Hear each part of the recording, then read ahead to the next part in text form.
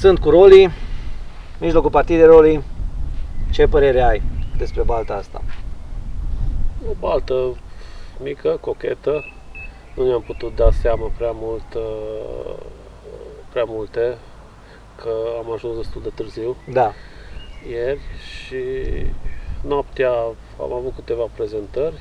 Se pare că în perioada asta trăsăturile o să fie mai preponderentă de la lansarea soarelui Da, așa e.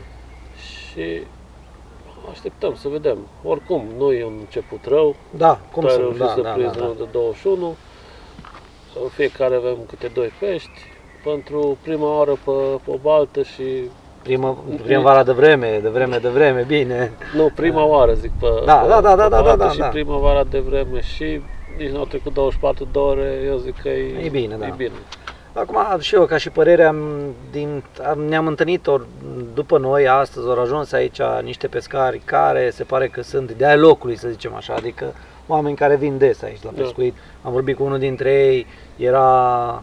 La câte ore zicea că e deja pe anul ăsta pe baltă? 5, a 4 sau 5 oară, ceva în genul ăsta, ca să nu mințim. Deci oameni care cunosc balta bine.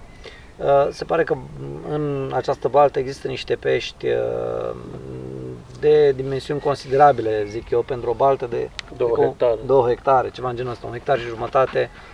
Să ai vreo 3-4 pești de 30 de kilograme, nu e un lucru ușor.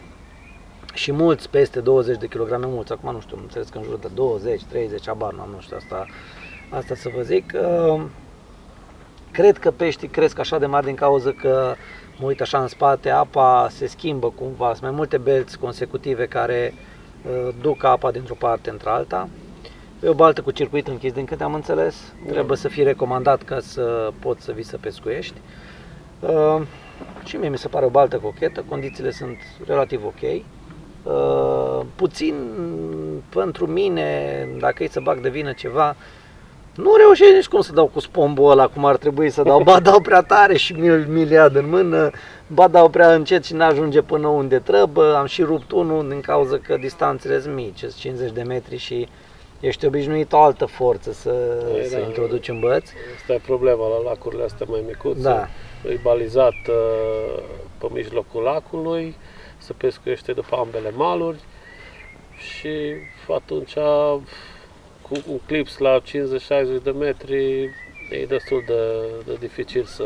Da, să te obișnuiești să pescuiești acolo. Da. Există și niște reguli legate de când ai voie să nădești cu spombul, ce fel de cantitate, ce fel de nadă poți să introduci, dar reguli de bun simț, nu pot să zic. Există și cazare, loc unde să nu îndreptănească neapărat să vii cu cortul, ceea ce a contat mult, fiind o partidă de început de sezon, încerci să-ți găsești undeva unde, dacă temperaturile sunt mai scăzute, să ai un oarecare confort, să zicem așa. Ce pot să zic, că mi se pare că e puțin prea aglomerat, adică dacă ar fi să fie ocupată complet, mie mi s-ar părea că pentru pescuitul la crap ar fi multe bețe în apă, mai ales la 3 bețe de pescar, dar în momentul de față suntem o baltă câți pescari? 3, 5 pescari. Toți pe același mal? Toți pe același mal, unul lângă altul, nu e o problemă în momentul de față, dar cred că dacă ar fi mai mulți, atunci s-ar putea ca trăsăturile să se rărească. Vorbeam și cu băieții care sunt aici și au recunoscut și ei treaba asta, că dacă e multă lume, în general pe un lac mic, peștele răspunde negativ. Se închide cumva și nu mai trage așa de mult. Ce simți tu? La ce ar trebui pescuit aici? Oricum, având în vedere că e început de sezon, clar că la baguri. Da. Baguri, săculeți, momeli mai micuțe, un pic săltate, cu ceva critice sau cu un capac de pop-up, ceva. Cum e vorba aia, prosteală, nu? Adică așa, nu exact. Chiar, prosteala e curat, pop-up curat sau vafte de la colorat.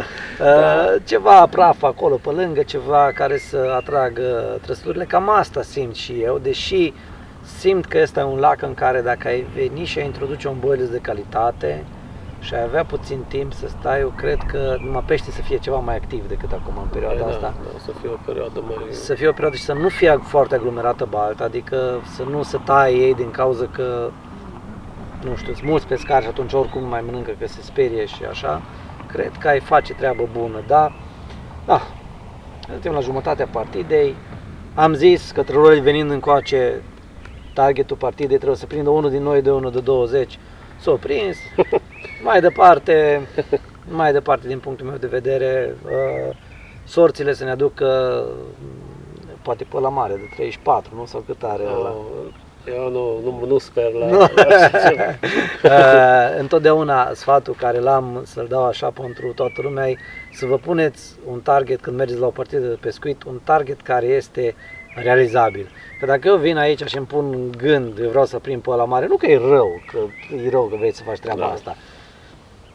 Dar dacă tu îți pui în gând treaba asta și nu se întâmplă, automat pleci acasă cu un gust amar și ăsta nu e un lucru bun. Adică, am zis că am venit să rup alta și n-am rupt-o. Nu să pui presiune prea mare pe tine. Exact. Vrei să te simți mai ales din prima. Exact, da. După ce pescuiești și vii aici vreo 6-7 ori. Da, și stai mai mult, probabil atunci poți să ai pretenții la... Da, exact. Da. Țineți aproape. Dacă v-a plăcut ce ați văzut, nu uitați să vă abonați canalului. Căutați și pe Rolly dacă vreți să îl găsiți pe Facebook, cum e Crab Baits, nu? Da, pescuit la Crab Baits. Pescuit la Crab Baits. Puteți să-i cereți sfaturi legate despre pescuit. E un om care a văzut multe locații de pescuit de-a lungul perioadei lui de pescar, să zicem așa.